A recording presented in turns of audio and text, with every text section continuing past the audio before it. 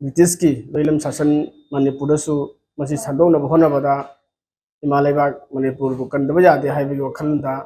अखोई इपा इपू वीर टिकेंद्रजीत अमसुंग थंगा जनरल अमसुंग अखोइना खंगहौद्रबा अखोई हीरोसिंग असिदा अखोई मणिपुर अमसुंग तोंगान तोंगान मफमसिंगदा थौबसिंगबु निंगसिंगबा अमसुंग मखोइगी तुंगलम चटपु इननबगी दमगदा ngasi मिरोलना पांथोकपा असिगी सरगम ओइना ngasi asi district hospital Thoubal खामोक लेरिबा ब्लड सेंटर असिदा अखोई डिस्ट्रिक्ट एडमिनिस्ट्रेशन थौबाल की मिने मखादा district police headquarter Thoubal district health society Thoubal lions club Thoubal greater centurion अमसुंग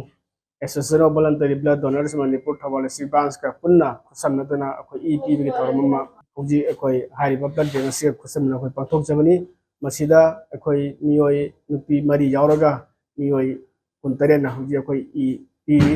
याम नुंगाइजब मना अखोई लाकपीरिबा डोनर खुदिमक अयामबना अखोई अनौबा फर्स्ट टाइम डोनर सिंग लाकपा यावरी अदुगा 24-25 टाइम्स पीबा यावरी हारि ई सिंग असिना हुजी मणिपुर थोगिबा